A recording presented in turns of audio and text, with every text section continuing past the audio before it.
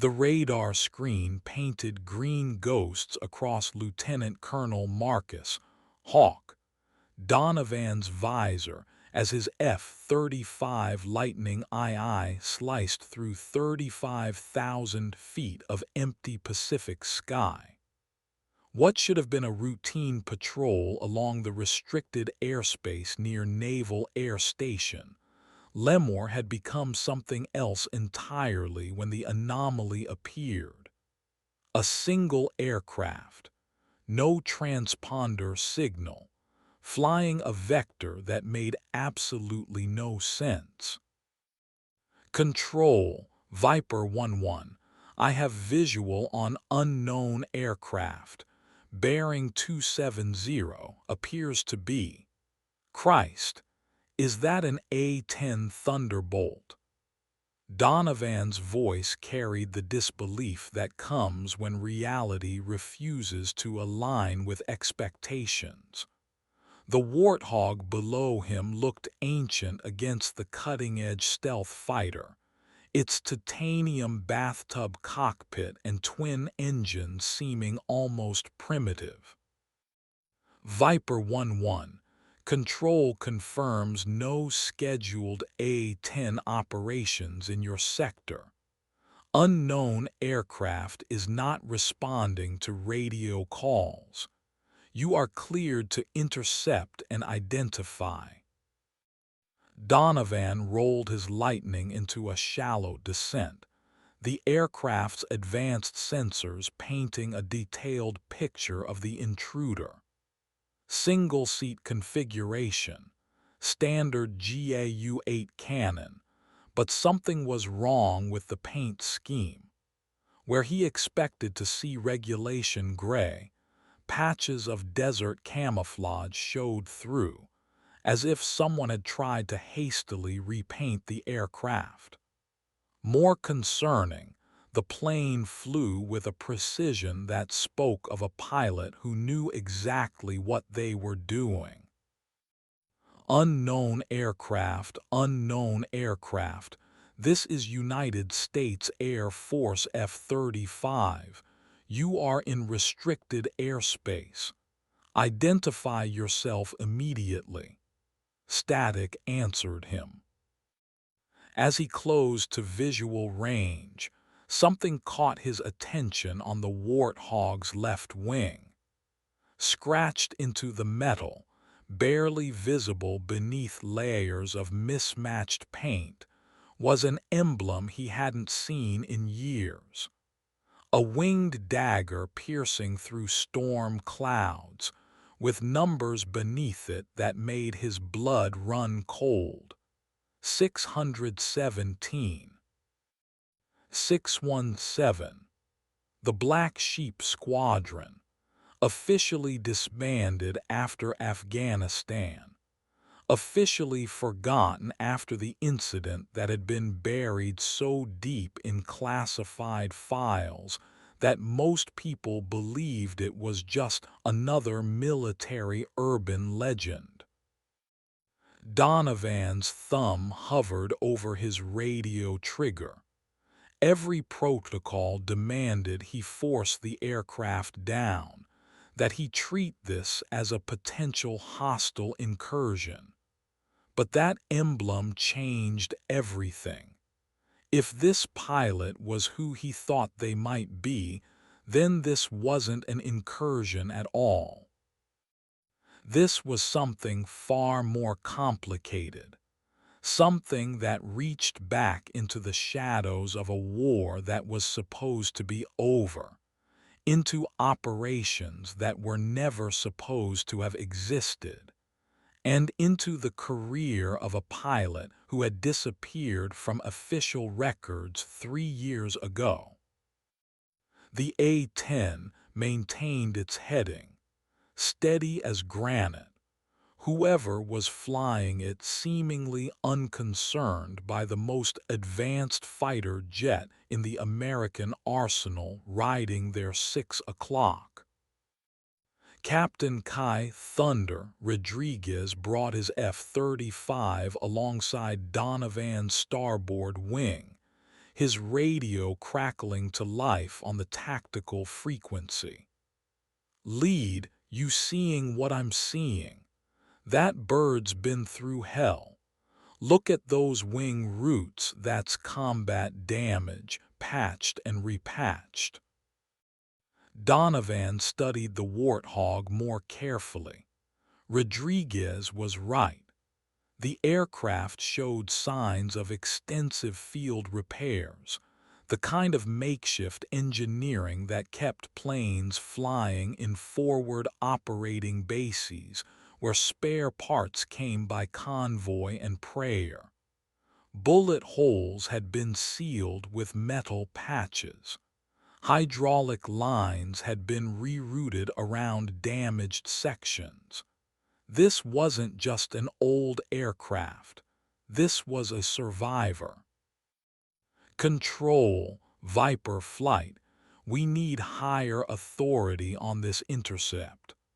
Unknown aircraft is displaying markings consistent with disbanded Air Force Unit 617. Request guidance." A pause that lasted 15 seconds, which in military radio terms might as well have been an eternity. When the response came, it wasn't from the same controller. "Viper Flight, this is Colonel Sarah Mitchell, Wing Commander. Maintain intercept but do not repeat, do not take aggressive action. We're checking some files." Mitchell's voice carried an undertone that Donovan recognized immediately. The careful neutrality of someone who had just realized they were dealing with something that existed in the gray areas of military operations, where official reports didn't tell the whole story. The A-10 pilot still hadn't responded to any radio calls, but their flying spoke volumes. Every maneuver was precise, economical, the mark of someone who had learned to conserve fuel and aircraft systems, because there might not be another chance. This pilot wasn't running from something. They were flying toward something with the kind of determination that came from a mission that couldn't wait. "Lead, I'm going to try something," Rodriguez transmitted on tactical. "Unknown aircraft, unknown aircraft. If you're former 617, key your mic twice." The radio remained silent for 30 seconds. Then, two deliberate clicks, crisp and clear. Donovan felt his pulse quicken. 617 Squadron had been more than just another A-10 unit. They had been the Air Force's go-to problem solvers, the pilots they sent when the mission was too dirty for the regular units and too sensitive for the special operations community. Their deployment records read like a catalog of conflicts that officially never happened, in countries that the United States had officially never operated in. Rodriguez's voice was tight with something between excitement and apprehension. "Control. Unknown aircraft has confirmed former 617 affiliation. Request immediate clearance to escort to Lemoore for identification and debriefing." "Negative, Viper Flight. Higher is still checking records. Maintain current intercept." But even as they flew in loose formation, Donovan could see the A-10 pilot's intentions crystallizing. The Warthog was gradually altering course, not toward Lemoore or any other military installation, but toward the coastline, toward the vast expanse of the Pacific where an aircraft could disappear forever. "They're running," Rodriguez observed. "Whatever they're doing here, they don't want to stick around for the welcoming committee." Donovan studied the scratched emblem again, trying to remember everything he'd heard about 617 Squadron before their disbandment. There had been rumors, of course. Stories about missions so classified that the pilots themselves had been compartmentalized, forbidden from discussing their operations even with each other. Tales of a squadron commander who had pushed the boundaries of what the Air Force considered acceptable risk, who had taken on missions that other units had deemed impossible. The A-10 banked left, heading directly for international airspace. In 20 minutes, they would be beyond the reach of American jurisdiction, free to disappear into the vast Pacific. Donovan realized he was about to witness either a defection or something far more complex. "Control, Viper 1-1. Unknown aircraft is heading for international waters. Request permission to intercept." "Viper 1-1, stand by." The pause stretched longer this time. Somewhere in a classified facility, people with security clearances higher than Donovan's were making phone calls, checking files that most people didn't know existed, trying to figure out whether the pilot in that battered warthog was a hero returning home or a problem that needed to be eliminated. The decision, when it came, would change everything. "Viper Flight Control.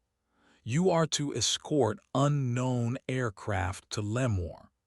Use of force is authorized if aircraft attempts to leave United States airspace." Donovan's hand tightened on his stick. The order was clear, but something about this entire situation felt wrong. 617 Squadron had been disbanded under circumstances that remained classified. Their personnel had been reassigned, retired, or had simply vanished from Air Force records. For one of their aircraft to appear now, flown by someone who clearly knew their way around a warthog, suggested that the official story of the squadron's end was just that, a story. "Unknown aircraft, this is Viper 1-1.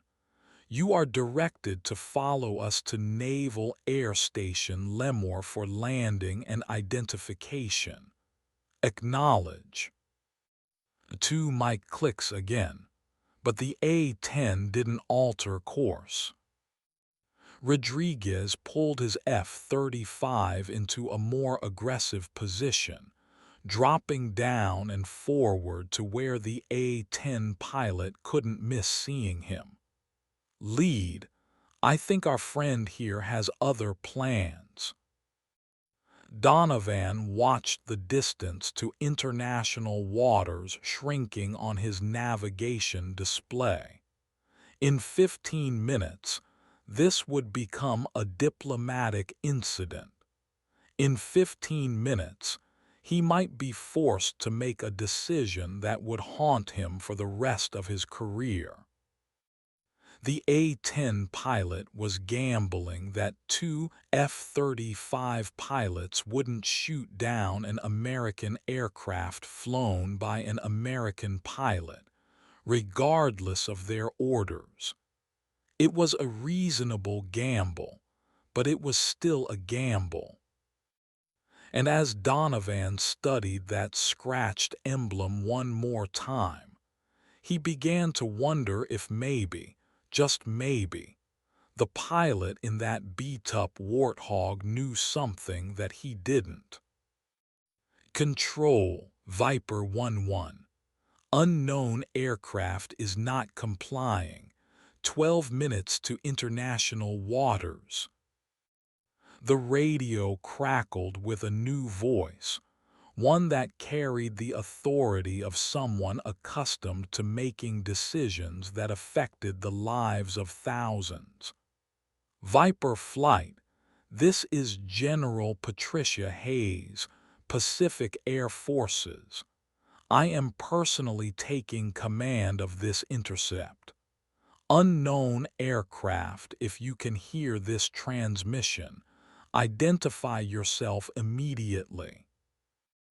The A-10 maintained its heading, but Donovan noticed something different in its flight pattern.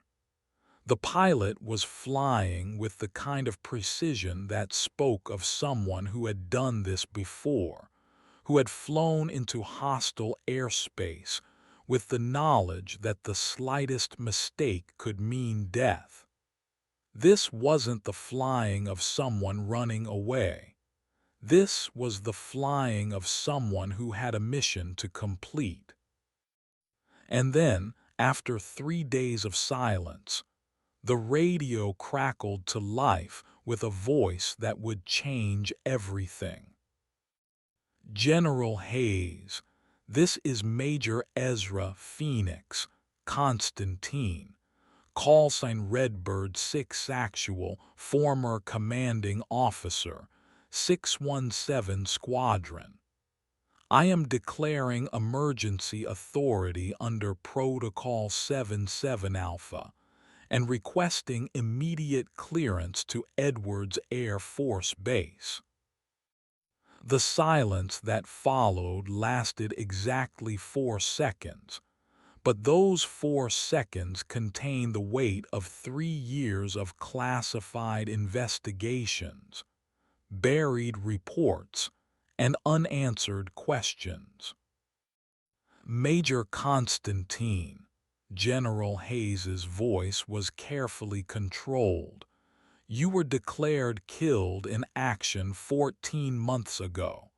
Your aircraft was destroyed in a classified operation. Explain your presence in United States airspace. Ma'am, with respect, my death was greatly exaggerated. I've been operating under deep cover for the past 18 months on a mission that was authorized at the highest levels. I have intelligence that cannot be transmitted over unsecured channels and cargo that needs to reach Edwards immediately. Donovan felt the pieces of a much larger puzzle beginning to fall into place. Protocol 77 Alpha was a provision he'd heard mentioned only in the most classified briefings, a mechanism that allowed certain personnel to operate outside normal command structures when dealing with threats to national security. If Constantine was invoking that protocol, it meant she was carrying information that could affect the safety of the entire country. Rodriguez's voice was tight with disbelief. Lead, did she just say she's been dead for over a year? Before Donovan could respond, General Hayes was back on the radio. Major Constantine, you will proceed directly to Edwards with full fighter escort. Viper Flight, you are to provide that escort and ensure no other aircraft approaches the A-10. This is now a priority Alpha mission. The transformation in their orders was immediate and complete. In the span of 30 seconds, they had gone from intercepting a potential hostile aircraft to escorting what might be the most important intelligence package to reach American soil in years. Constantine's A-10 banked right, setting a direct course for Edwards Air Force Base in the Mojave Desert. As she turned, sunlight caught the scratched emblem on her wing, and Donovan could see it clearly for the first time. The winged dagger was surrounded by tally marks, small scratches that represented missions completed, enemies destroyed, lives saved. There were more marks than he could count, a testament to a career that had clearly not ended with her supposed death. Viper Flight, be advised that Major Constantine's cargo is classified at the highest levels, General Hayes continued. You are not to discuss this mission with anyone not specifically cleared for Protocol 77 Alpha operations. Is that understood? Viper 1-1 understood. Viper 1-2 understood. As they settled into escort formation around the battered Warthog, Donovan couldn't help but wonder what intelligence could be so valuable that it required an officer to fake her own death and operate in the shadows for 18 months. What threat was so serious that it demanded the resurrection of a pilot who had officially ceased to exist? The A-10 flew steady and true toward Edwards, its pilot seemingly unfazed by the extraordinary circumstances of her return from the dead. Redbird 6 Actual, Viper 1-1, Donovan transmitted on tactical frequency. Welcome home, Major. Viper 1-1, Redbird 6 Actual. Good to be back, even if it's just temporary. The note of finality in Constantine's voice suggested that whatever mission had kept her underground for 18 months was far from over. Her return to American airspace might not be a homecoming at all, but simply a brief stop in a much longer and more dangerous journey. Rodriguez pulled his F-35 into a tighter formation with the A-10, close enough to see through the Warthog's canopy. Lead, I can see the pilot. Looks like she's been through a war zone. Donovan glanced over at the A-10 and caught a glimpse of Constantine herself, a flight suit faded from months in the sun, helmet showing the kind of wear that came from constant use, and an expression of focused determination that spoke of someone who had seen things that would give most people nightmares. She probably has been, Thunder. 617 Squadron didn't get disbanded because they were ineffective. They got disbanded because they were too effective, and someone decided that their methods were too extreme for peacetime operations. As Edwards Air Force Base appeared on the horizon, a sprawling complex of runways and hangars set against the backdrop of the Mojave Desert, Donovan realized that Major Ezra Constantine's return was about to set in motion events that would ripple through the highest levels of the military and intelligence communities.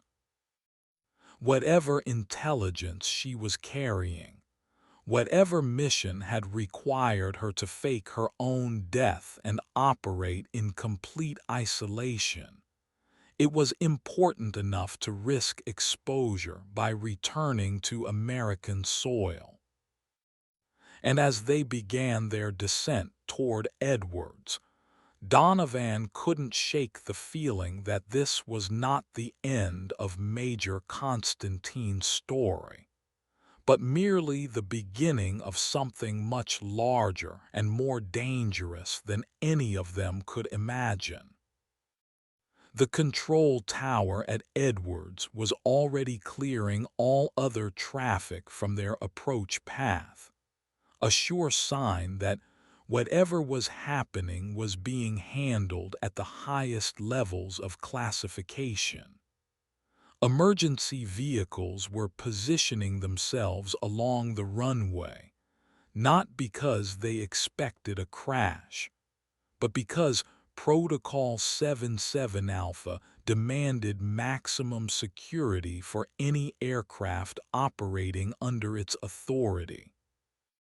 Constantine's voice crackled over the radio one more time as they lined up for their final approach. Edwards Tower, Redbird 6 Actual requesting immediate clearance to Hangar 7. I have priority cargo that needs to reach the intelligence community within the hour. Redbird 6 Actual, you are cleared direct to Hangar 7. All personnel have been cleared from the area. Welcome to Edwards. As the three aircraft descended toward the desert runway, Donovan caught sight of the reception committee that was waiting for them. Black SUVs with tinted windows, personnel in suits rather than uniforms, and aircraft that didn't belong to any branch of the military he recognized. This wasn't just a military operation. This was something that bridged the gap between the Department of Defense and the intelligence agencies that operated in the shadows.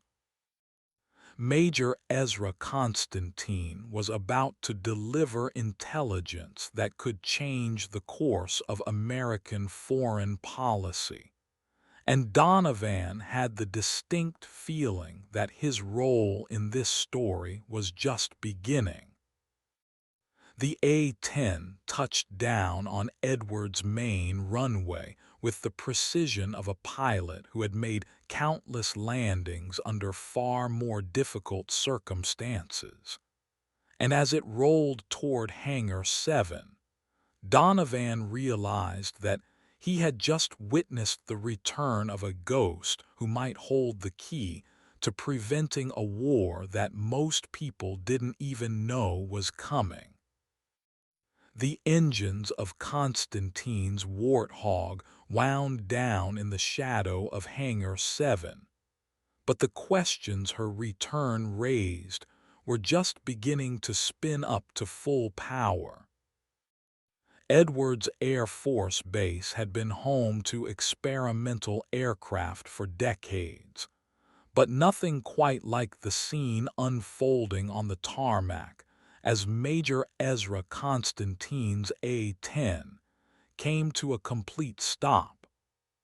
The reception committee that emerged from the black SUVs moved with the practiced efficiency of people, accustomed to handling situations that existed in the gray areas between official policy and operational necessity.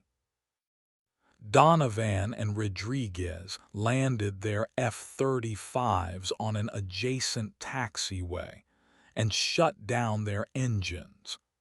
But instead of the usual post-flight procedures, they were immediately met by Air Force Security Forces personnel who escorted them to a debriefing facility that looked more like a high-security conference room than a typical pilot-ready room.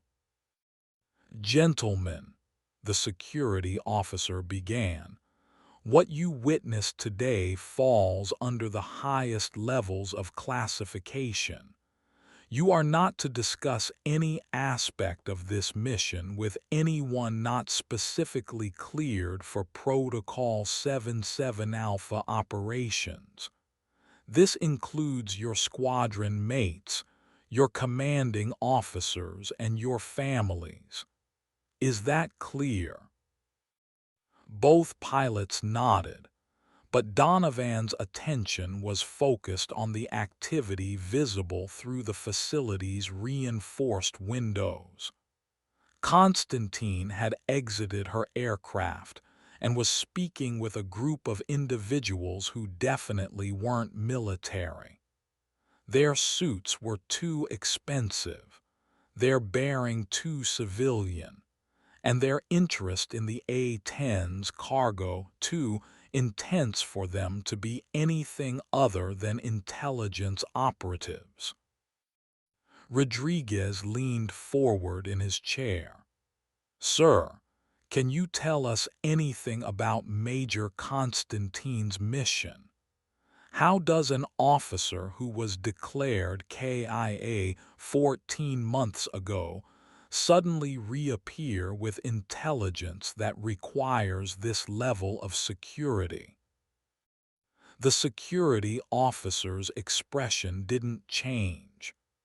"That information is compartmentalized above your clearance level. What I can tell you is that Major Constantine has been operating under the direct authority of the National Security Council, and her mission has been critical to preventing threats to American interests abroad." Through the window, Donovan watched as Constantine personally supervised the removal of several sealed containers from her A-10's cargo bay.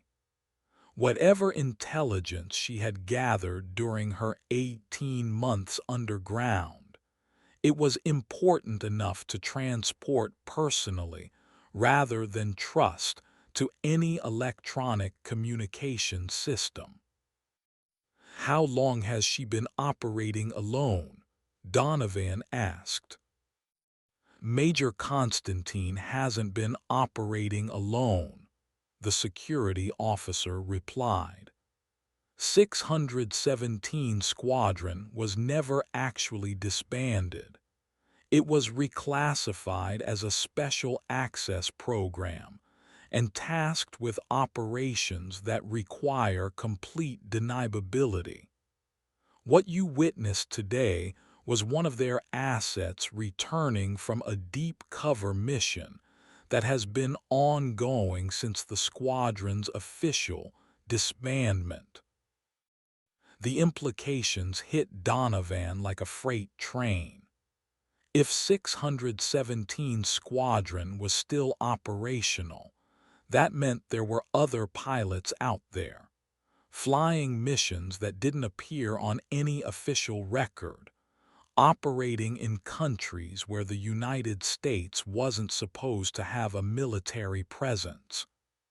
It meant that while the American public believed the war on terror was winding down, there were still operators in the field fighting shadows that most people would never know existed. Constantine appeared at the entrance to their debriefing facility, her flight suit replaced by civilian clothes that somehow made her look more dangerous rather than less. Without her helmet, Donovan could see that she was younger than he had expected, probably in her early 30s, but her eyes held the kind of experience that usually came with decades of combat flying. "Major Constantine," the security officer said, rising from his chair, "these are the pilots who escorted you in. Lieutenant Colonel Donovan and Captain Rodriguez." Constantine studied both men with the careful assessment of someone who had learned to evaluate potential threats and allies in a matter of seconds. Thank you for the escort, gentlemen. I know that intercept couldn't have been easy when you didn't know what you were dealing with. Ma'am, Donovan said, with respect, we still don't know what we're dealing with. Constantine smiled, but it didn't reach her eyes. That's probably for the best. The less you know about where I've been and what I've been doing, the safer you'll sleep at night. Rodriguez couldn't contain his curiosity any longer. Major, can you tell us anything about 617 Squadron? We thought it was disbanded after Afghanistan. 617 was never disbanded, Captain. We were just reclassified. When the Air Force decided that some missions were too sensitive for conventional units, they needed pilots who could operate without official support, without backup, and without the luxury of assuming that help would come if things went wrong. That's what we do. She moved to the window and looked out at her A-10, which was now surrounded by technicians who were examining every inch of the aircraft. That bird has been my home for the past 18 months. It's flown me through airspace that doesn't officially exist, landed on runways that aren't on any map, and kept me alive in situations that would have killed a less capable aircraft. The affection in her voice when she spoke about the warthog was unmistakable. This wasn't just pilot-to-aircraft professional respect. This was the bond that formed between a person and a machine that had saved their life repeatedly. "Where have you been operating, ma'am?" Donovan asked. Constantine turned back from the window. "Lieutenant Colonel, there are conflicts happening right now that won't make the news for another 5 years, if they ever make the news at all. There are threats to American interests that require responses that can never be officially acknowledged. 617 exists to handle those situations." The security officer stepped forward. "Major, if you're ready, the intelligence community is waiting for your debrief." Constantine nodded, but before leaving, she turned back to Donovan and Rodriguez. "Gentlemen, what you did today, providing escort for an aircraft that shouldn't exist, carrying intelligence that officially doesn't exist, that might be the most important mission either of you ever fly. I know you can't tell anyone about it, but I wanted you to know that it mattered." As she left the debriefing facility, Donovan was struck by the weight of responsibility that seemed to rest on her shoulders.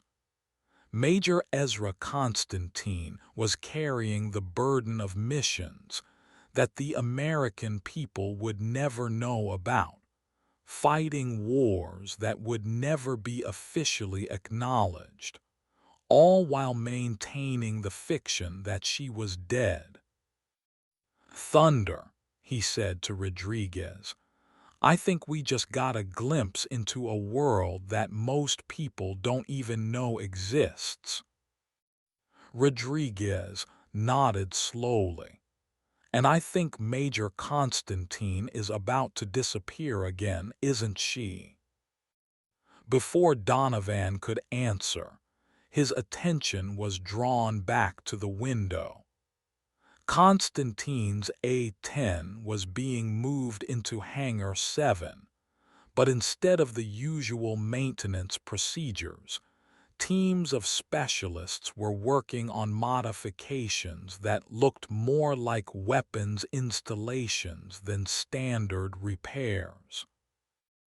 Whatever mission had brought Major Constantine back to American soil, it was clear that her return was only temporary.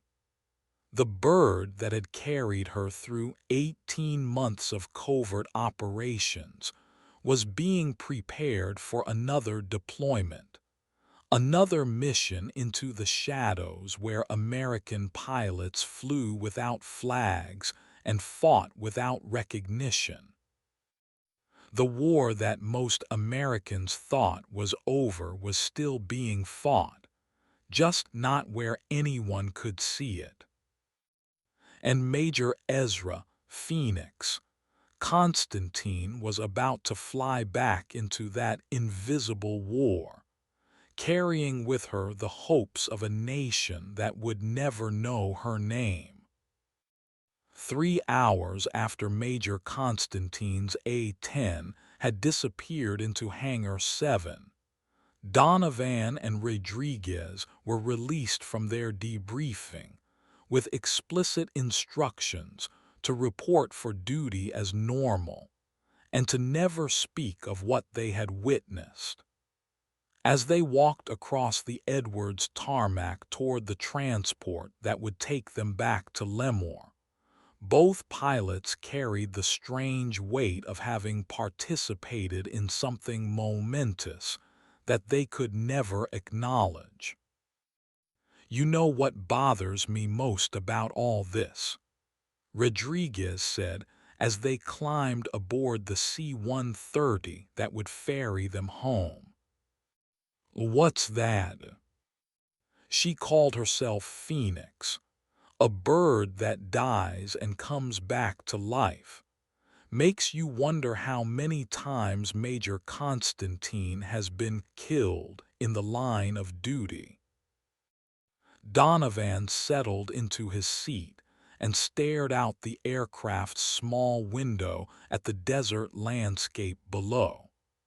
Somewhere out there, in hangars and bases that didn't appear on any official map, there were pilots like Constantine preparing for missions that would never be recorded in the history books. They were the shadow warriors of an invisible war, and today he had been privileged to witness one of them returning from the dead. As the C-130 lifted off from Edwards and turned west toward the Pacific, Donovan realized that he had been fundamentally changed by his encounter with Major Ezra Constantine. He had always believed that he understood the military, that he knew what service meant and what sacrifice looked like. But Constantine and the pilots of 617 Squadron represented something beyond conventional service. They had volunteered to become ghosts, to give up not just their lives if necessary, but their very identities, their official existence, their right to be remembered or honored for their service. They were the pilots who flew into the darkness so that others could live in the light, and they did it knowing that their sacrifices would never be acknowledged, their victories never celebrated, their losses never mourned. The C-130 droned westward through the afternoon sky, carrying two pilots who now carried the secret of America's Shadow Air Force, and the knowledge that somewhere above them, Major Ezra Constantine was preparing to disappear once again into a war that officially didn't exist. Her return had been brief, her mission apparently just beginning, and her sacrifice one that would echo in the silence of classified files and redacted reports for years to come. The phoenix had risen from the ashes once more, and soon she would spread her wings and fly back into the fire. In the weeks that followed their encounter with Major Constantine, both Donovan and Rodriguez found themselves changed in ways they hadn't expected. They flew their regular missions with the same professionalism they had always maintained, but there was a new awareness in their approach to their duties, a recognition that their conventional military service was just one layer of a much more complex system of national defense. Donovan, in particular, found himself studying the faces of pilots at various bases, wondering which of them might be involved in operations that existed outside the normal chain of command. Was that F-16 pilot at Nellis actually assigned to the 414th Fighter Squadron, or was she working for a unit that officially didn't exist? Was that A-10 pilot at Davis-Monthan really rotating home from a deployment to Afghanistan? Or had he just returned from a mission that would never appear in any after-action report? The knowledge that the military had layers beyond what most people understood was both reassuring and troubling. Reassuring because it meant that American interests were being protected by dedicated professionals who were willing to sacrifice everything, including their official identities, for the mission. Troubling because it raised questions about oversight, accountability, and the long-term psychological cost of asking people to become ghosts in service of their country. Rodriguez dealt with their shared secret differently. He threw himself into his flying with renewed intensity, as if trying to prove himself worthy of the trust that had been placed in him when he was allowed to witness Constantine's return. His performance reviews improved, his gunnery scores reached new highs, and his instructors began to take notice of a pilot who seemed to have found a new level of dedication to his craft. But both men found themselves scanning the skies during their flights, wondering if that distant contrail might belong to an aircraft that officially didn't exist, flown by a pilot who was officially dead, carrying out a mission that would never be acknowledged. 3 months after their encounter with Constantine, Donovan was approached by a man in civilian clothes who appeared at Lemoore without fanfare or official introduction.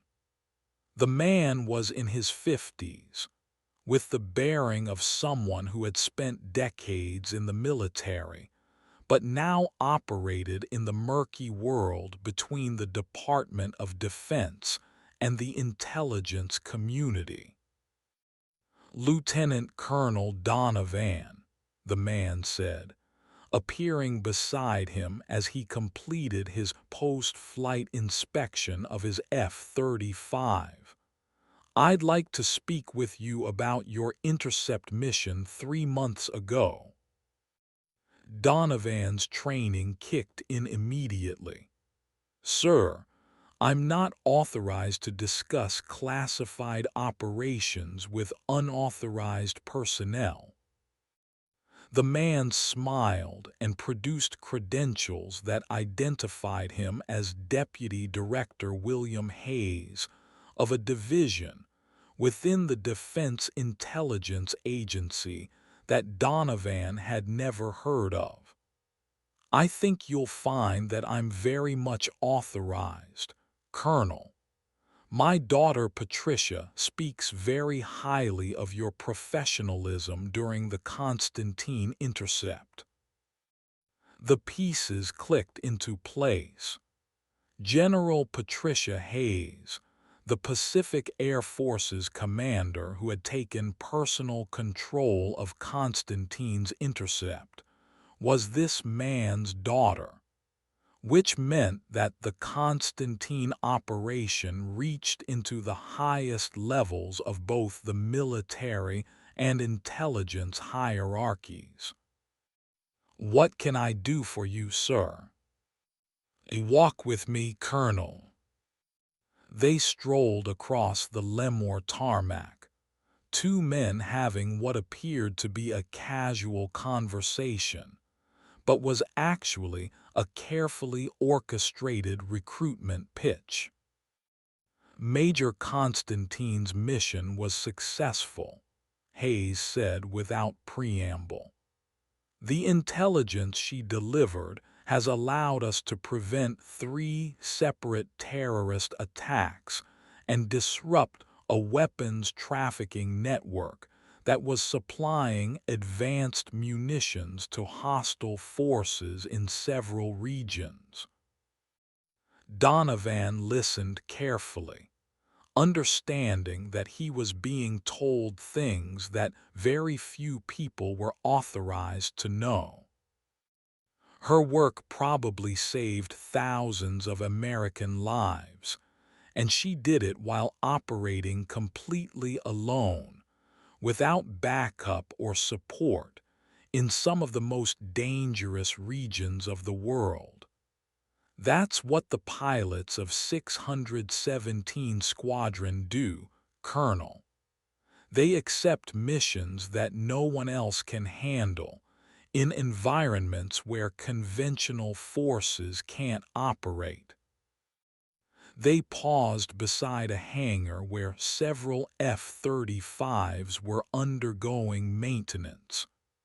We're always looking for pilots who have the skill, the judgment, and the character to handle that kind of responsibility. The implication was clear. Donovan was being recruited for 617 Squadron, being offered the chance to join the ranks of pilots who officially didn't exist. Sir, with respect, I'm not sure I'm qualified for that kind of work. Hayes studied him carefully. Colonel, 3 months ago you had the opportunity to shoot down an aircraft that was violating restricted airspace and refusing to identify itself. Instead, you exercised restraint and professional judgment that allowed Major Constantine to complete a mission that was vital to national security. That kind of decision-making under pressure is exactly what we look for. The offer hung in the air between them like a challenge and an invitation. Join the shadow warriors who fought the invisible war.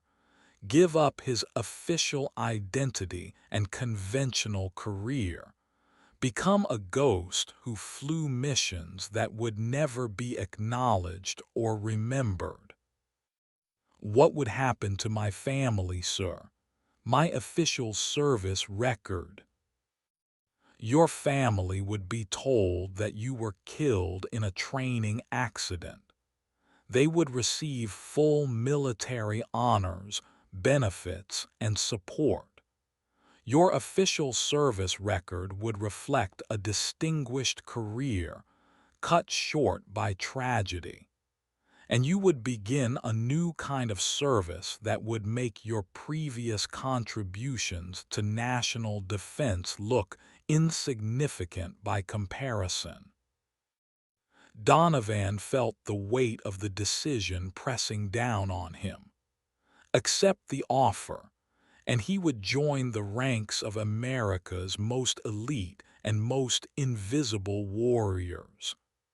Decline, and he would spend the rest of his career wondering what might have been, knowing that somewhere above him, pilots like Constantine were fighting battles that he would never be trusted to handle. "How long do I have to decide, sir?" "Take your time, Colonel. This isn't the kind of decision that should be made hastily. But remember, there are threats to American interests that require responses that can never be officially acknowledged. Someone has to be willing to handle those missions." Hayes handed him a card with nothing but a phone number printed on it. "When you're ready to talk, call that number. Tell them you want to discuss Phoenix protocols." As Hayes walked away, Donovan realized that his encounter with Major Constantine had been more than just a chance intercept. It had been an audition, a test of his character and judgment under pressure, and apparently he had passed. The question now was whether he was ready to give up everything he had built in his conventional military career, to join the ranks of the pilots who didn't officially exist. The card in his pocket felt like it weighed 1,000 pounds, and the phone number on it represented a doorway into a world where the stakes were higher, the missions more dangerous, and the cost of failure measured in American lives rather than just military objectives. Major Ezra Constantine had shown him what it meant to serve in the shadows, and now he was being offered the chance to follow her into that invisible war. The decision would define the rest of his life, and he knew that whatever choice he made, there would be no going back. That evening, Donovan sat in his quarters at Lemoore, staring at the card Hayes had given him. His laptop was open to a secure military email system, and he had started to type a message to his wife 3 times, only to delete it each time before sending. How do you tell someone you love that you're considering faking your own death to join a squadron that officially doesn't exist? How do you explain that the peaceful world they live in is maintained by people who fight wars that can never be acknowledged? Rodriguez knocked on his door at exactly 2100 hours, carrying 2 cups of coffee and wearing the expression of someone who had been wrestling with the same impossible decision. "Let me guess," Rodriguez said, settling into the chair across from Donovan's desk. "A man in civilian clothes approached you today and offered you the chance to join a squadron that doesn't officially exist." Donovan looked up from his laptop. "They recruited you too." "About 3 hours ago. Same pitch, same card, same phone number." Rodriguez pulled an identical card from his pocket.